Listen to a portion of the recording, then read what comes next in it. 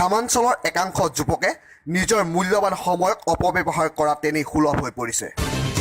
মহামূল্যৱান সময়ক আওকাণ কৰি দিনে নিশাই কেৰম খেলত ব্যস্ত থকাত গ্ৰামাঞ্চলৰ একাংশ যুৱ প্ৰজন্মৰ প্ৰতি দেখা দিছে যেন এক ভয়াৱহতাই। তাৰে এক বাস্তৱ ঘটনা সংঘটিত হ'ল নগৰবেৰা টোপামাৰীত। যোৱা নিশা কেৰম খেলক কেন্দ্ৰ কৰি সংঘটিত হয় এক মাৰপিটৰ ঘটনা। প্ৰচণ্ড মাৰপিটত আহত হয় এজন যুৱক। কালি টোপামাৰী গাঁৱৰ নুৰজামাল হক আৰু মগৰ আলী ফৈদৰ মাজত দিনৰ ভাগত কেৰম খেলক কেন্দ্ৰ কৰি বাক বিতণ্ডা হয়।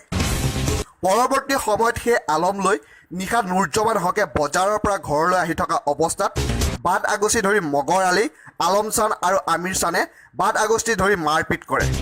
তিনিজনে কৰা প্ৰচণ্ড মাৰপিটত গুৰুতৰভাৱে আহত হোৱা নুৰজামান হক সম্প্ৰতি টোপামাৰী স্বাস্থ্যকেন্দ্ৰত চিকিৎসাধীন। কেৰম খেলালে 2টা বজাত কাজিয়া পাতিছিল, কিন্তু কাজিয়া পাতাৰ পিছতে সি আৰু বজাৰত আহিছে। বজাৰত আহাতে চাৰিআলিত থিয়া দেওঁতে আৰু 3টাই তাক বহুত কোবাইছে কুচালি দি। কোনে কোনে মাৰিছে? এইটো ৰমিজুদ্দি, মগুৰ চান আৰু মালম চান।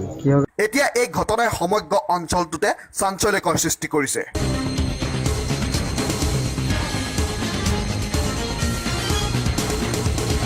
আজি তাৰমানে কেৰম খেলা লয়, আমিও নিজেও খেলি আছোঁ, পইচা দি নহয়, এনেই খেলি আছোঁ ফূৰ্তি।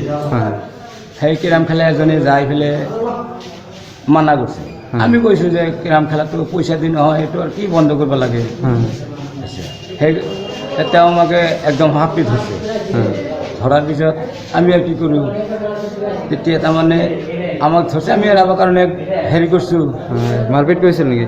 তেতিয়া মাৰপিট হোৱা নাই, কিন্তু লাষ্টত আমাৰ ল'ৰা এটাই গ'ল তেতিয়া ল'ৰাক তাৰমানে হানবা গৈছে বাহেদি। তেতিয়াৰ পৰা যে অলপ অলপ লাগিল, তাৰপিছত গোটাই মানুহ আহিল আমাক মাৰিবৰ কাৰণে, আৰু মাৰিলে আমাক গোটাইকেইটাৰে লাঠি লুঠি লৈ আহিল। নগৰবেৰাৰ পৰা মিজানুৰ ৰহমানৰ প্ৰতিবেদন, নিউজ 8 নৰ্থ ইষ্ট।